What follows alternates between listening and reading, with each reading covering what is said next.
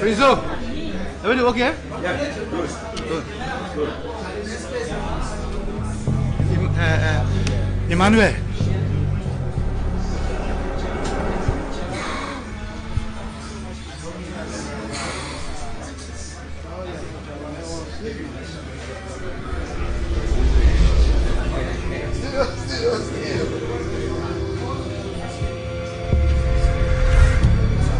My text.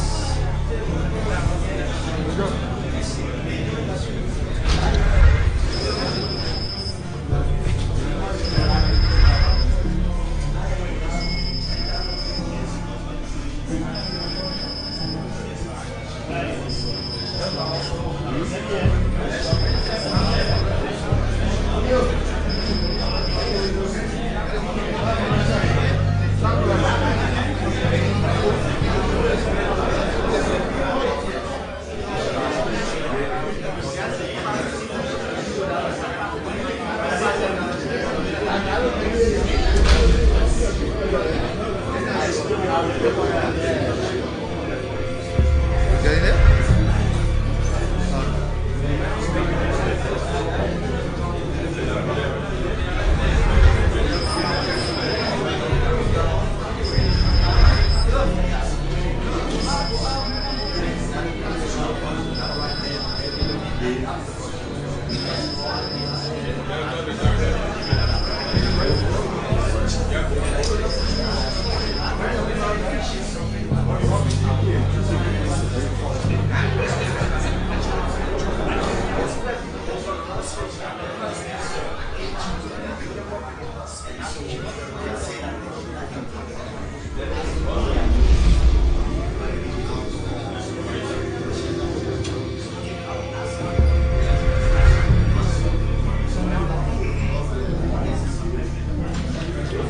My text 1-2.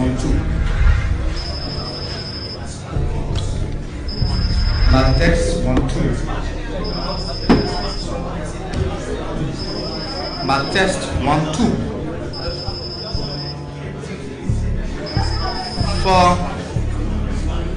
For those of you who today is your first time coming here, I'd like to give you a very short protocol. When you get outside of the door, straight ahead of you, you will see a desk. You will see an individual seated there, just in case you want to use the bathroom. You walk straight to that person and just say what you want to say. They will take you to the bathroom. You need to put your phone on silence right now.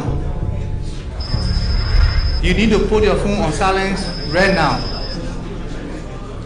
When the play is over pack, we will use our discretion and take some people outside and they will watch it on the screen. So that's the reason why we try to restrain it. Please put your phone on silent. Please, when we start, we encourage you not to be talking across the floor because we are doing live broadcast internationally. We want you to be attentive. We share the program. You can share the program with your colleagues and get the rightful spelling of the individual speaking. I had the experience. You journalists into the press conference while doing the show, then you call me and say, "What is my phone?" When I said, my hair on. I'm not going to do it that way. Please.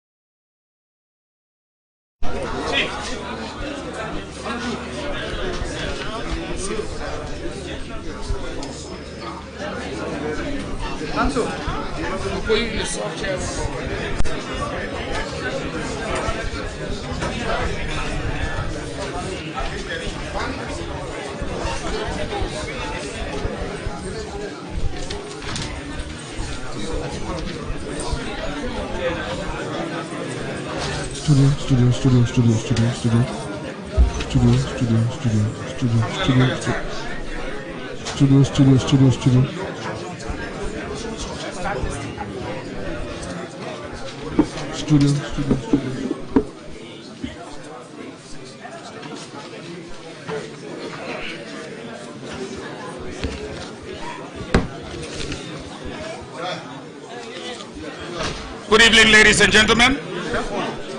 I got it.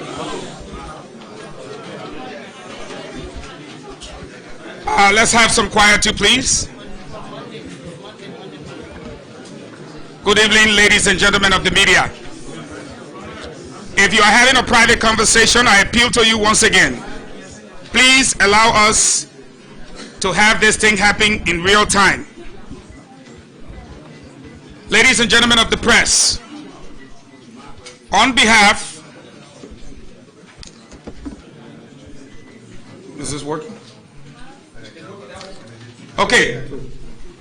On behalf of the Minister of Information, Honorable Leah Eugene Nangbe, all of his principal deputies, assistant ministers, directors, supervisors, and on behalf of the men and women working with us here at the Ministry of Information, would like to welcome you to the Charles Bayham Conference Room of the Ministry of Information, Cultural Affairs, and Tourism.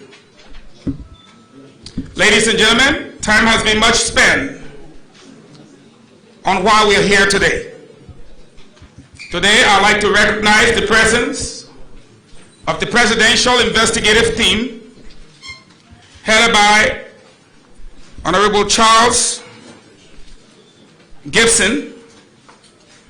I'd like to also recognize the Minister of Gender, Honorable Wilmetta Piso Ta. I always miss the other one, but it's okay.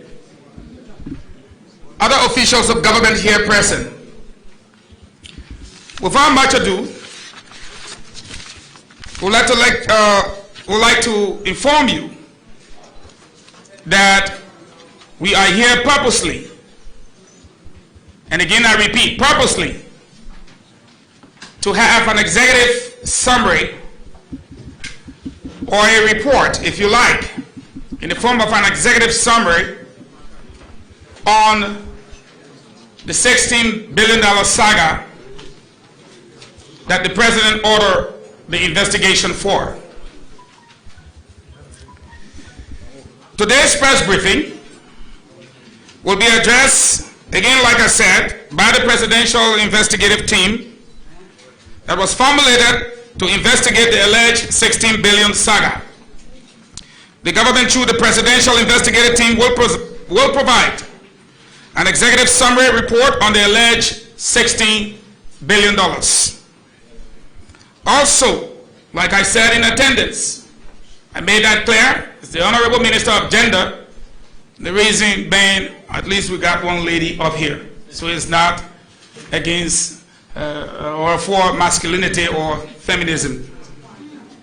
Now, let us do something quick so that our people are informed of one or two things. One, let's do this. President Dr. George Manawia, on February 21st, 2019, exactly at 4:45 p.m., signed into law the Kamara Abdullah Kamara Act of Press Freedom. And we are pleased to announce that the act has been printed into handbill, and this action on the part of the government clearly shows its commitment in protecting free speech and open partnership with you, the media. We have a copy right here, and we're going to show you for the records. Right there. So now, I think it's only important that we clap for our president and clap for ourselves. His Excellency Dr. George Manawia arrived in the Jewish Republic of Israel. With no time to waste, he visited several areas to include, on Tuesday, February 26th, the Green 2000, where a presentation on agriculture was made by the Israelis. He visited the Dead Sea, the tomb of Jesus Christ, where he offered prayers for our nation. And also, the president has been moving on with high-level meetings with both political and business leaders towards promoting the pro-poor agenda and attracting meaningful investment opportunities to Liberia. As we speak, the Liberian leader has met and held discussion with the president of the state of Israel, Mr. Reuben Rivlin, and is also expected, as a matter of fact, he just had and is going through a meeting with the students and is expected to meet with the Israeli Prime Minister Benjamin Netanyahu. Now, having said that, ladies and gentlemen of the media, the time that you've waited for is here. The moment must be shared by all of our people. I want to thank you for coming, and I want to introduce to you the head of the Presidential Investigative Team on the $16 billion saga. Honorable Charles Gibson, the podium is yours.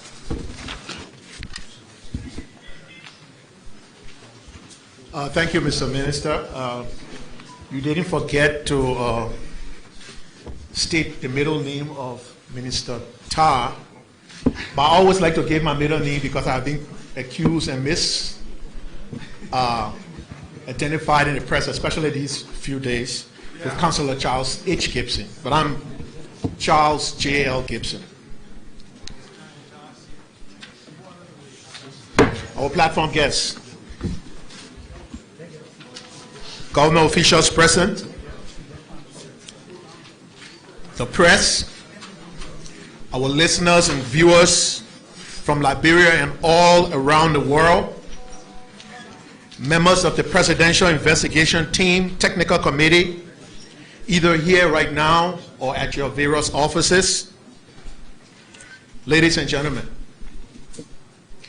the Presidential Investigation Team Technical Committee began its investigation officially on October 8, 2018.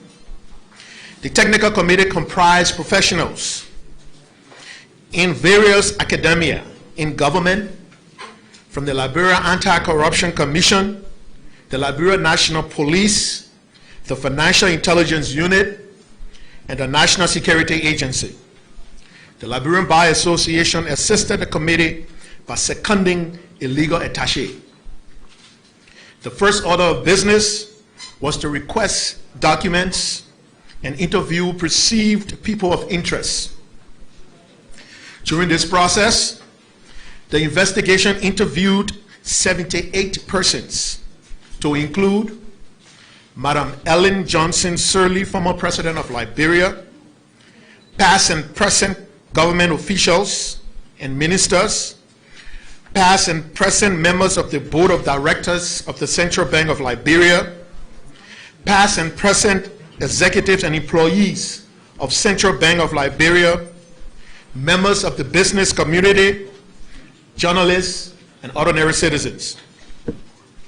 We reviewed tons of documents from the Central Bank of Liberia, all commercial banks, APM Terminal, Green Currency AB of Sweden, Liberia Revenue Authority, Liberia Airport Authority, and from ordinary citizens.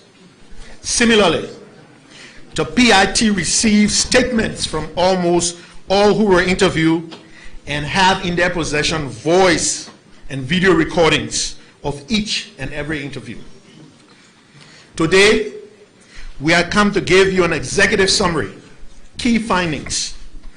As we speak, our full report has, well, we want to report it on our website today, but we'll do that tomorrow in order not to prejudice the case. But our report will be placed on the Liberia Anti-Corruption Commission website first thing tomorrow morning. You can find it at lacc.gov.lr and the Financial Intelligence Unit website, fiu.gov.lr. And it will be there and available to the public for their consumption. We have also turned over to the Ministry of Justice a little over 1,500 pages of exhibits. Our report is based on hard evidence received during our examination and investigation. The investigation would like to state that given documents that we have reviewed, we stand firmly by our report. If there is any document that anyone may have that may prove contrary, we are open to examine same. At this point, we would like to make the following acknowledgments. Firstly, to the Almighty God for giving us this land of liberty that we call home. It is our hope that we all will put country first in all our efforts, thereby uplifting our country and making it once again a shining star in Africa and the world. We would also like to thank His Excellency President George Manneh Weah for affording us the opportunity to be a part of the biggest financial investigation in our country history. Also for his transparency and openness during this investigation, a sign of open and good governance. We would also like to thank all those that we interviewed for their cooperation, particularly, but not limited to, Madam Salif, Minister Twe, Minister Nangbe, former Speaker Tyler, just to name a few. We would also like to thank all institutions and individuals that provided documentations and attestation to this investigation. I would like to give a special thanks and appreciation to all 22 men who form part of this technical committee. You guys stood the test when people said there aren't enough any knowledgeable librarians that can investigate this case. They said there isn't any honest librarian who believes in ethics and integrity, that there is no one who didn't sell out for even a piece of candy. We proved them wrong, and I'm proud of you guys. Before I take my seat, I would like to read one of my favorite quotes from the late Chief Justice of Liberia, James A. Piet.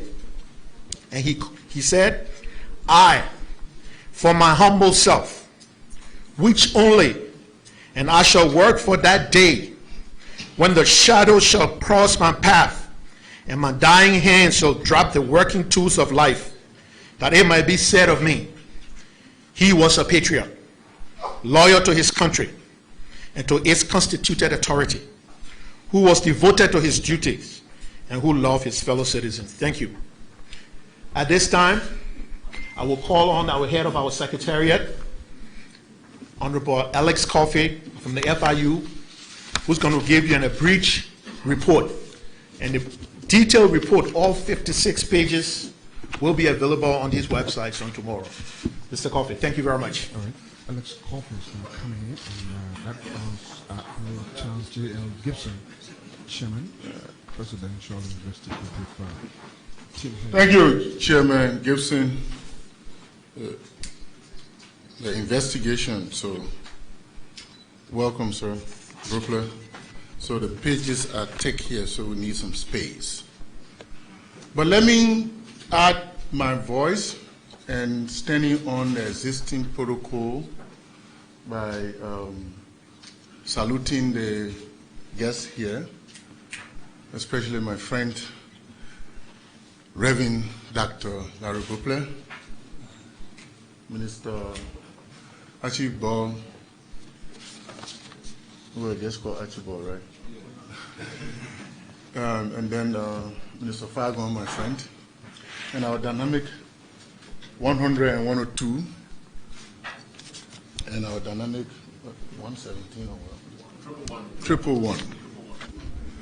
But as the chairman said, let me also recognize my fellow members of this team who were able to stand firm and demonstrating. If you are here, if you want to stand up, or put your hand up. Demonstrating what we call SCIP, service, confidentiality, integrity, and professionalism. Who even in the face of lack of resources were able to stand firm to the end.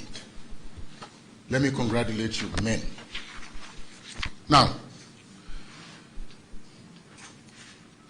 we'll read this thing directly. The Technical Committee of the Presidential Investigation Team, for short PITTC, informs the general public that it has completed its investigation into circumstances surrounding the printing and importation of currency banknotes from January 2016 to August 2018. The PIT further that it has submitted its final report to the President of the Republic of Liberia through the Minister of Justice and Attorney General of the Republic of Liberia, who is also Chairman of the Steering Committee of the Presidential Investigation Team. The PIT hereby presents excerpts, and again excerpts of the report, the final report to the public. The full report, as the chairman said, can be found on the websites of LACC and FIU. LACC is lacc.gov.lr. FIU is fiuliberia.gov.lr. Now, highlights of the findings. In 2016, the printing and importation of 5 billion Liberian dollar banknotes was authorized by the National Legislature through resolutions issued by both House of Representatives and House of Senate. However, the contract between the Central Bank of Liberia and Crane Currency AB, an American currency printing company with offices in Sweden, to print an initial 5 billion new Liberian dollar banknotes, was consummated prior to the legislative authorization. So what we are saying is that even before they were authorized, they already consummated the contract. So they acted before they even got authorization. The central bank did not abide by international best practice for selecting and contracting Crane Currency to print the new Liberian dollar banknote. In 2017, the printing and importation of an additional 10 billion Liberian dollar banknotes was not authorized by the National Legislature. That is, did not get the authorization at all. The Central Bank of Liberia relied on a letter dated July 19, 2017 from the National Legislature and a resolution of the Board of Governors of the Central Bank of Liberia to print and import the additional 10 billion Liberian dollar banknotes. That means normally the legislature will do a resolution, like in the case of the 5 billion, but in this case they rely on the letter and the board of directors. So the investigation found out that the July 19, 2017 letter from the National Legislature did not constitute an authorization. And also, the Board of Governors does not have the mandate to approve and or authorize the printing and importation of currency banknotes. Therefore, the $10 billion was not authorized. The Central Bank of Liberia also did not apprise Her Excellency Madam Ellen Johnson Sirleaf, former President of the Republic of Liberia, of the final decision to print and import the additional 10 billion Liberian dollar banknote, as was requested by her. She requested that when you finish with everything, please let me know.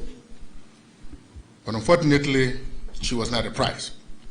Meanwhile, the contract between the Central Bank of Liberia and Crane Currency to print the additional 10 billion Liberian dollar banknotes was consummated prior to the attempt to obtain legislative authorization and the Board of Governors resolution. So once again, they already started contracting before they even attempted to ask for the authorization, which was not given. And let me emphasize on the issue of missing continuum. The investigation found out that there was no continuum full of money that was missing. Rather, there were 10 shipments of printed materials, as they call it, that is the new Liberian banknotes, in 24 continuums, 20 foot in size, between September 7, 2016 and March 25, 2018. All the continuums containing the new Liberian dollar banknotes printed and shipped by Crane Currency were duly received by the Central Bank of Liberia and put in their reserve vault. Let me also add that it's not only continuous. Some of the banknotes also came at the airport through plane. Now we finish with continuum business. In 2016, the total amount of 5,146,250,000 new Liberian banknotes printed and shipped by Crane Currency was received by the Central Bank of Liberia. That is to say, the amount of 146,250,000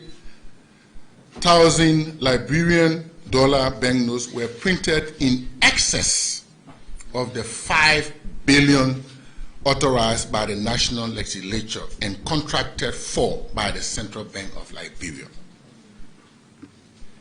So they printed more.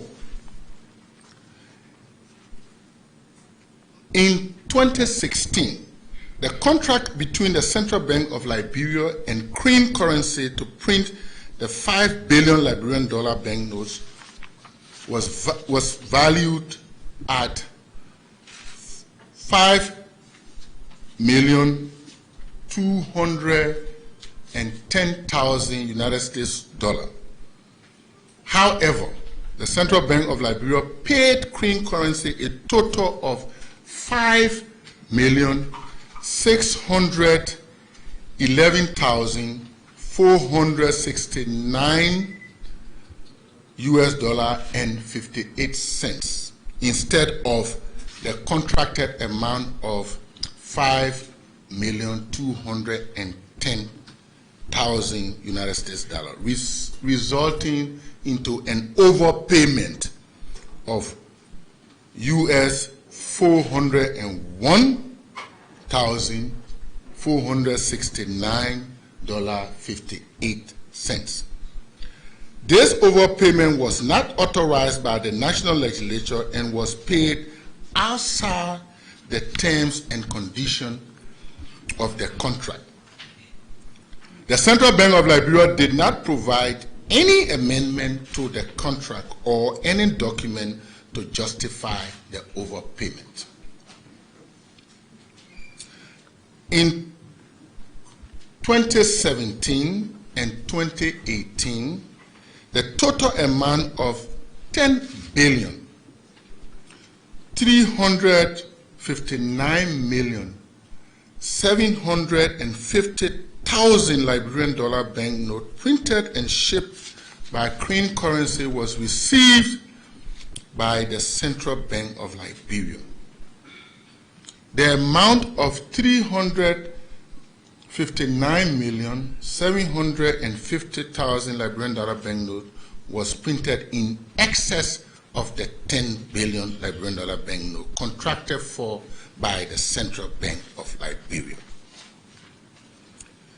In 2017, the Central Bank of Liberia contracted Crane Currency to print the 10 billion Liberian dollar banknote at a contract value of 10,121,689 United States dollar and 20 United States cents.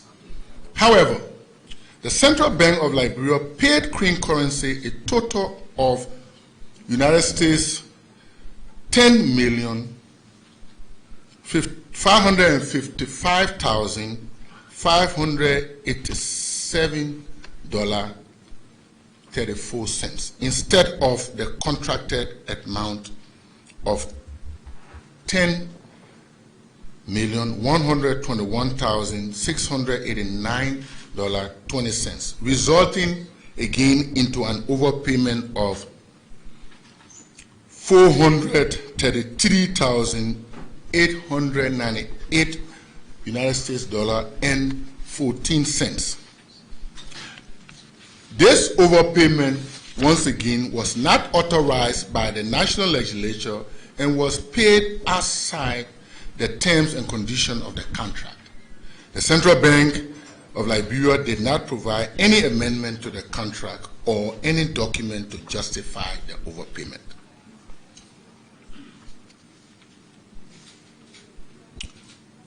In 2017, the entire transaction involving the printing and shipment of the 10 billion Liberian dollar banknote was not authorized by the national legislation.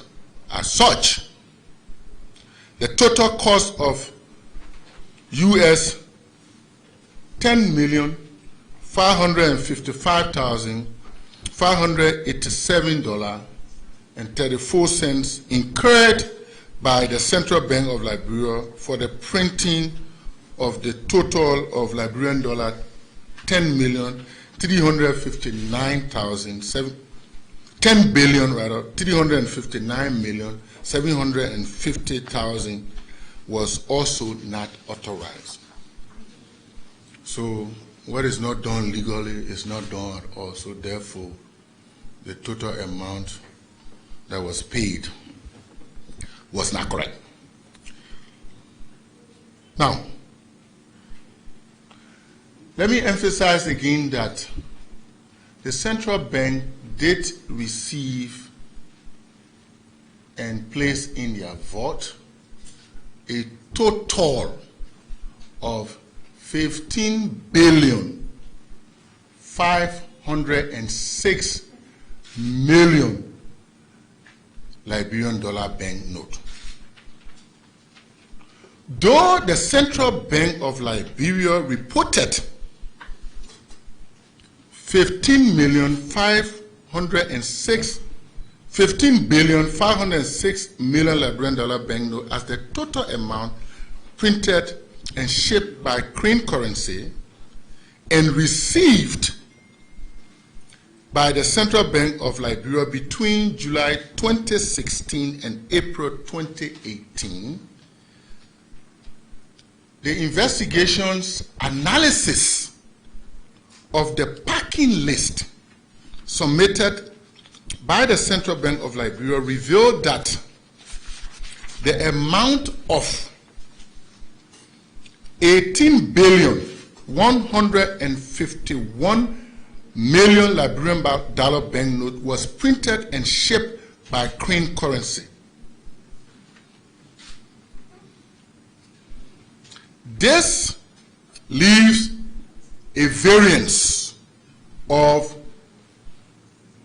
2,645,000,000 Liberian dollar banknotes that is yet to be fully accounted for by the Central Bank of Liberia. So while it is true that 15.5 billion were received and in the vault and accounted for, the packing list and all the other documentation and the analysis thereof shows that there was over 18 billion, creating the variance of 2.6 million, that billion that is yet to be accounted for. Now, 25 million mop up. As of October 16, 2018, the Central Bank of Liberia sold, again I repeat, as of October 16, 2018, the Central Bank of Liberia sold a total of 14 million United States dollars in exchange for a total of 2 billion 151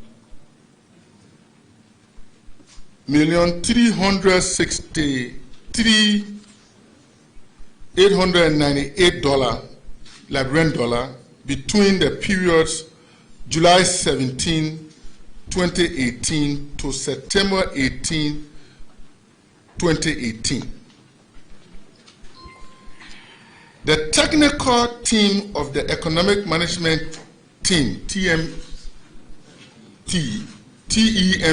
did not have a clear strategy. And the Central Bank of Liberia deviated from conventional best practices, which calls for the use of legitimate banking institutions, that is commercial banks, and licensed foreign exchange bureau or sale auction. Instead, the TEMT and the Central Bank of Liberia carry out the sale of United States dollar directly to foreign exchange bureau and businesses in the marketplace. There was no standard criteria set for the participation of those foreign exchange bureau and businesses in terms of their legitimacy. That is to say, whether they were duly registered and or whether they were tax compliant and other things that are required in such process. Nor was there due diligence associated with the direct sale in the marketplace.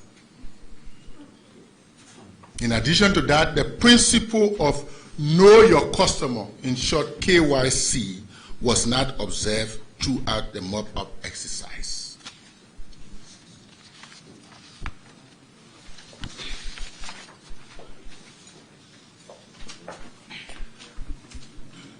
Going forward, the Central Bank of Liberia did not provide evidence of performing a competitive bidding process for the selection of a company to print the Liberian dollar bank notes contracted for.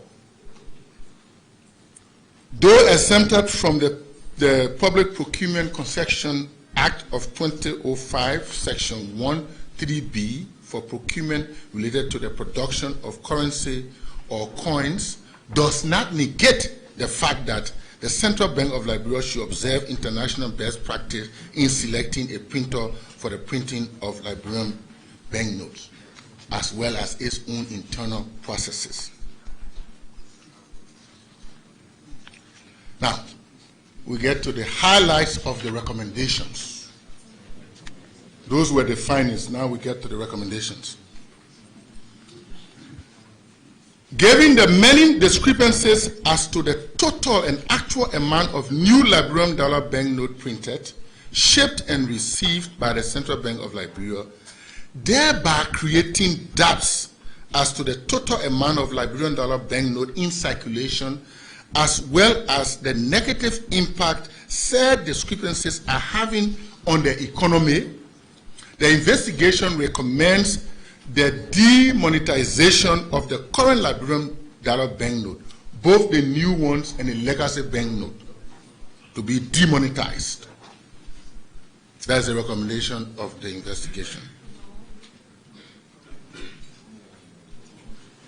Former and current senior management executives of the Central Bank of Liberia were found in violation of various laws of the Republic of Liberia in the discharge of their duties in the following ways. 1.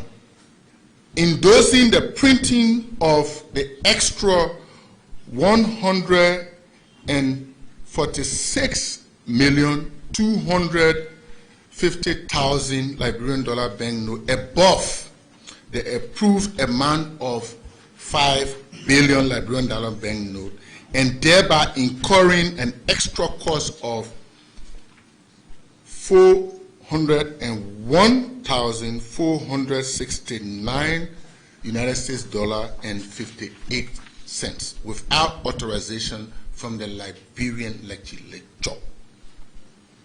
2.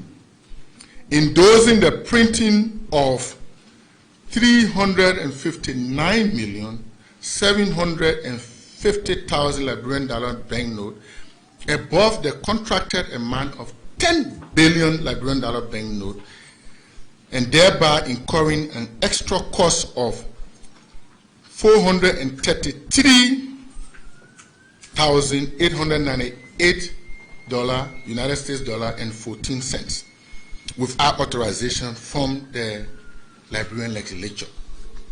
3. Not obtaining the full authorization of the national legislature for the printing of 10 billion Liberian dollar banknote, resulting to a total cost of United States $10,555,587.34 for the printing of 10,359,750,000. And 4. Failure to report and account for the amount of 2,645,000,000 Liberian dollar banknote, which is the difference between the 18,151,000,000 Liberian dollar banknote discovered from the packing list as the total amount of Liberian dollar banknotes printed and shipped to Liberia, and that of the 15,506,000,000 Liberian dollar banknote that was reported by the Central Bank of Liberia as the total amount printed, shipped, and received by the Central Bank of Liberia. Several middle management executives of the Central Bank of Liberia were found in violation of the laws of the Republic of Liberia in the discharge of their duties in the following ways. 1. Ensuring full receipt and accountability of the total and actual amount of Liberian dollar banknote printed and received by the Central Bank of Liberia. 2. Knowingly conspiring with the former and current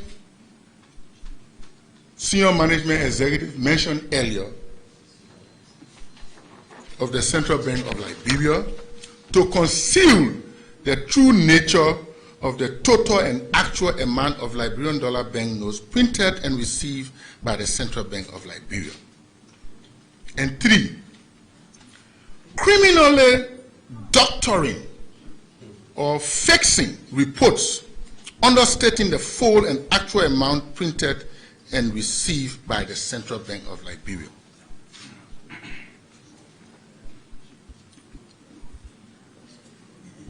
Now we get out of Liberia. Queen Currency AB of Sweden contracted by the Central Bank of Liberia in separate contracts to print the total of 15 billion Liberian dollar banknote at the total cost of 15,331,750 $689 United States dollar and 20 United States cents violated the laws of the Republic of Liberia as follows. 1. Green currency knowingly and willfully conspired with officials of the Central Bank of Liberia to defraud the government of Liberia. 2. Green currency ignored the terms and conditions of the printing of the contract, rather. I read that again. Green currency ignored the terms and conditions of the contract by printing 18,151 million Liberian dollar banknotes in complete breach of the contract. And 3, green currency caused the government of Liberia to incur extra costs of $835,367 United States dollar and 72 United States cents.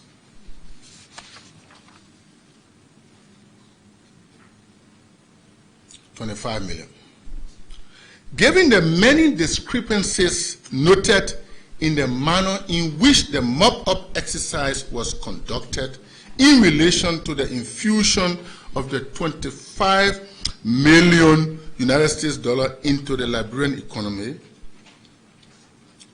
and given the scope, time, and financial resource limitation encountered by the investigators, the PIT, the investigation recommends that the Technical Economic Management Team and the Central Bank of Liberia put a complete halt to the exercise. In addition to that, the PIT recommends that a forensic investigation of the entire mop-up exercise be conducted without delays.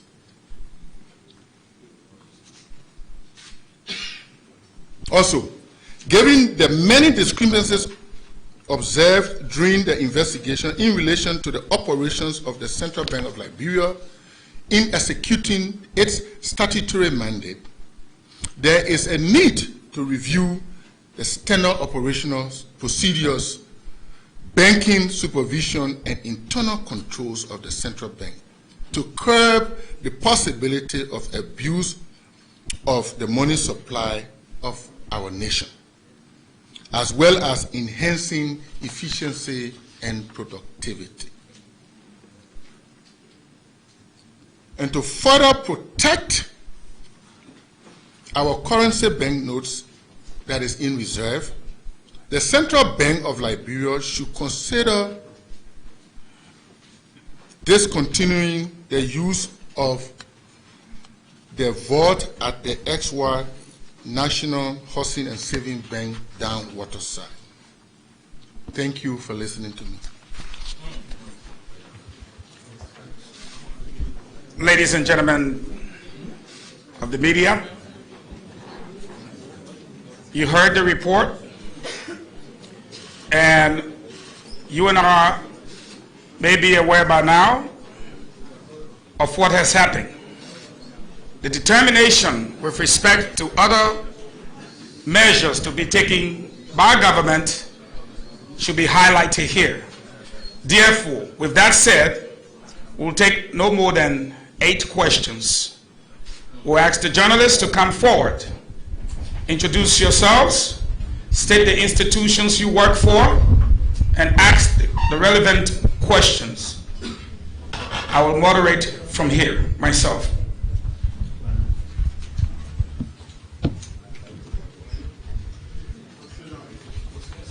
All right, we'll now take questions from journalists. This is LMTV and of course ELBC Radio, 99.9 FM. A member of the investigation team, Alice Coffin, is at the podium. I'm Emmanuel Chidaka Gaswa, and I report for the Metros Media. You did mention in your report during your investigation that the Central Bank of Liberia were found to have overpaid in 2 separate transactions with Cream International. Did your investigation know or uncover why these overpayments were made? And you spoke to 78 persons, including ordinary Liberians, in your statement. What were the information you in particular were trying to solicit from ordinary Liberians in relation to the alleged missing deal? Thank you. All right, that question goes to No. We'll take one at a time. 8 questions. Alex Coffey, but I think we'll have to go to him. So, you say central bank made, if I understand the question, you say central bank made overpayment according to the report here. And he's asking why. Why the central bank made overpayment, if I understand your question right. If the investigation found out why we made it overpayment. And then secondly, why we talk to ordinary Liberians. Say again? What was the information when you solicited from ordinary Liberians? Okay, according to the investigation, the overpayment that were made, because if you listen, the contract, for example, the first contract was for $5 billion, and they printed over. So the overpayment was meant to pay the overpayment. Now, in the overprinting, rather, in the contract, there is a percentage, plus and minus 1.5. There's a percentage of 1.5 allowed for over or under printing, which is standard business practice. But in a lot of cases, in some cases, they went above. So if you look at the analysis sheet, you see that they went above that allowed. So therefore, they were trying to pay for that extra that was printed, which is outside of the contract. Now, in terms of the information, why we're trying to talk to ordinary Liberians, there were different reasons. Investigation had to go broad. Even though there were people of interest, but we also had to go to people who were affected one way or the other. For example, I can give an example. If we're doing the mop-up exercise, so we had to identify an ordinary Liberian that exchanged their money to talk to the person to verify. All right, Alex Coffey, providing answers to those Good questions. afternoon. My name is Moses Kazil. I report for the Voice of America. 2 questions. The first one has to do with $16 billion missing. That's the first one. And the second one has to do with your recommendations. Good, you made some clear details about what went wrong in your recommendation, but when people violate laws, there are penalties. You didn't tell us what are the penalties you recommending for these people that violated the laws of Liberia, including the central bank, the economic management team. Thank you.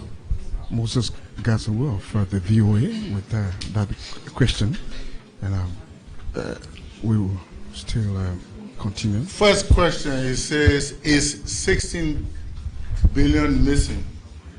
I don't know whether it's the right question